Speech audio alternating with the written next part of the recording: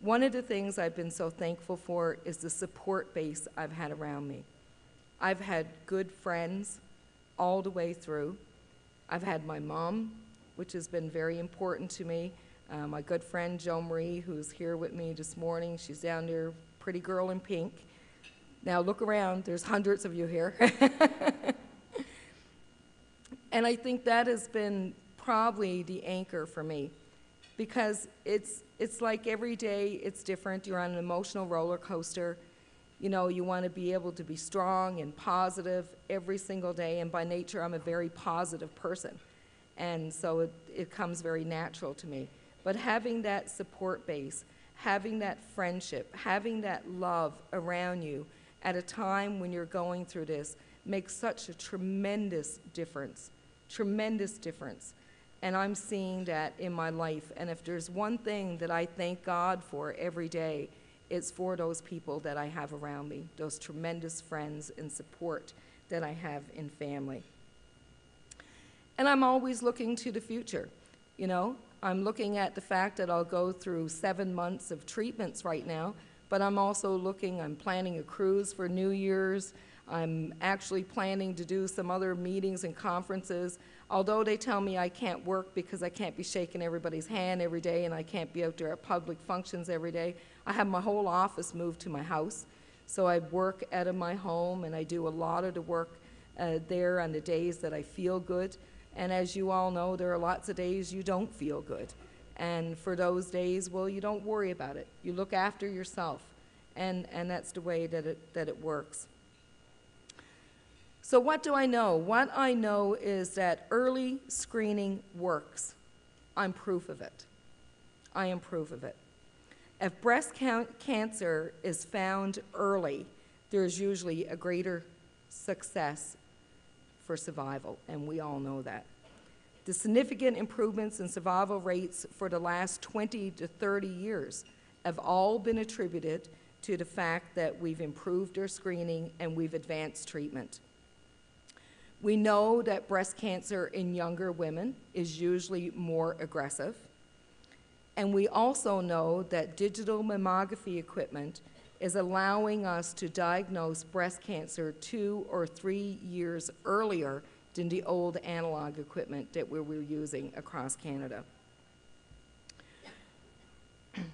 We know that early screening can prevent the death of many women across this country, and it gives us much better outcomes for women's diagnosis with this disease.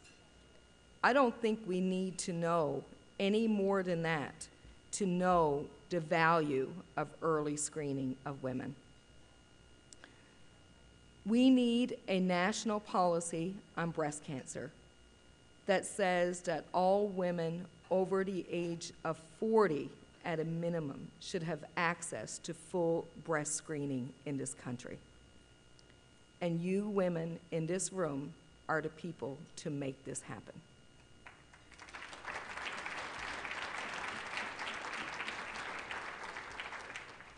Today, the Canadian standard is set at 50.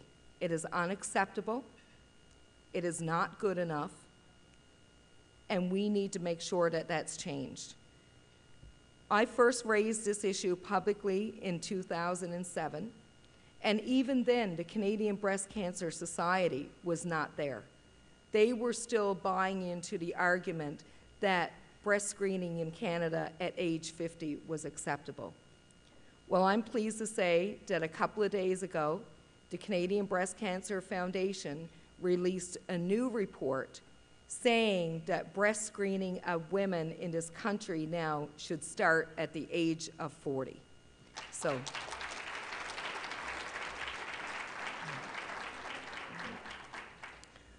Today, I'm asking all of you in this room to kickstart this campaign right across Canada to help parliamentarians like Joy and Judy that I introduced you to earlier, and many other women that are in positions of power and influence to change this policy for all women in our country.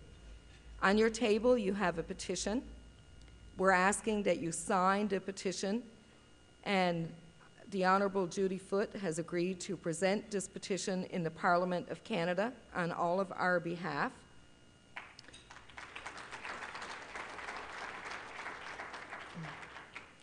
And I want to applaud the provinces that have had the foresight to already implement these policies.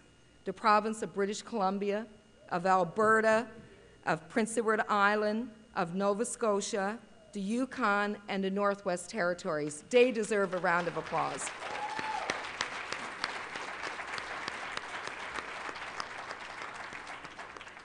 And our message today to the province of Newfoundland and Labrador, to New Brunswick, Quebec, Ontario, Manitoba, Saskatchewan, and Nunavut is get with the program, bring in a national policy to screen women over the age of 40 and give us access to that service in our own province.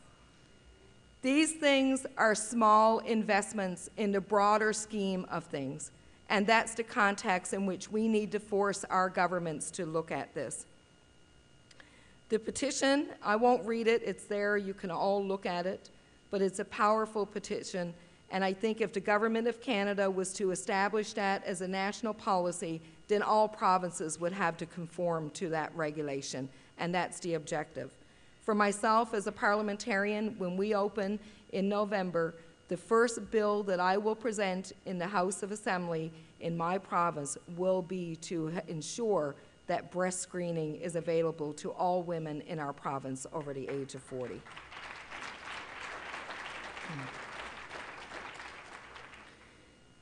As I said, it's already supported by the Canadian Breast Cancer Foundation, and it's also been supported by the American College of Radiology, who back in January published articles in their journal saying that all women in North America should be screened over the age of 40.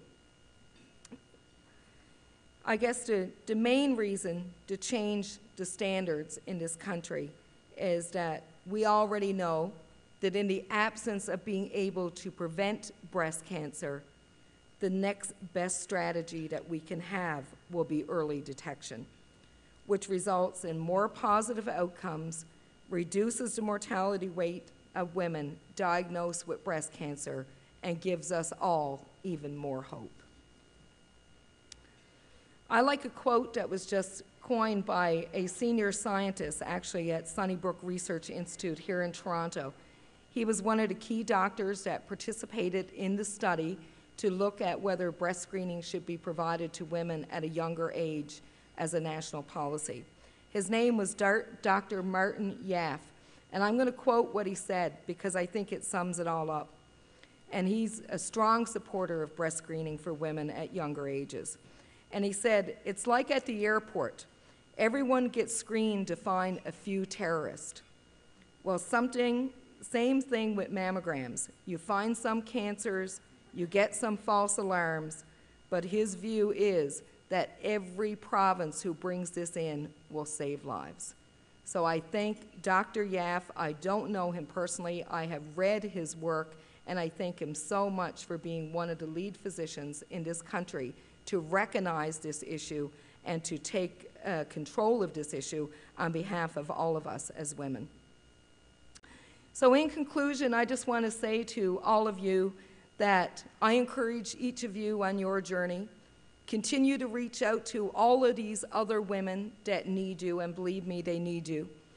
And I am so excited to be here to learn from your experiences and to be able to help me in my own journey as I take on breast cancer personally, but as we all work together to take on a national policy that can work to save the lives of so many women across this country.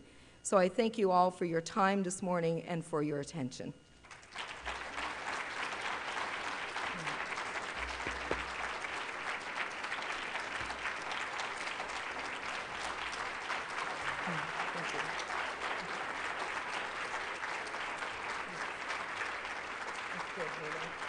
I just have to say one more thing that I forgot.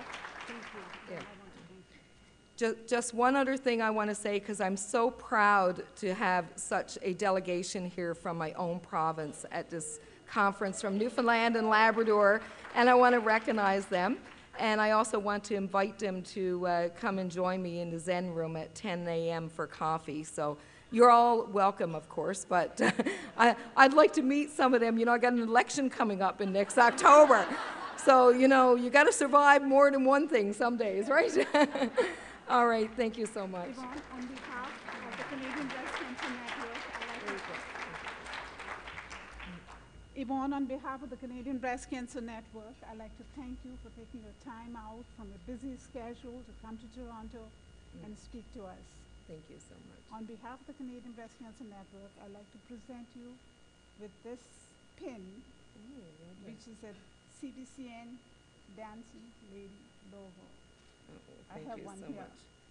Oh, beautiful. It is. Oh, So thank you.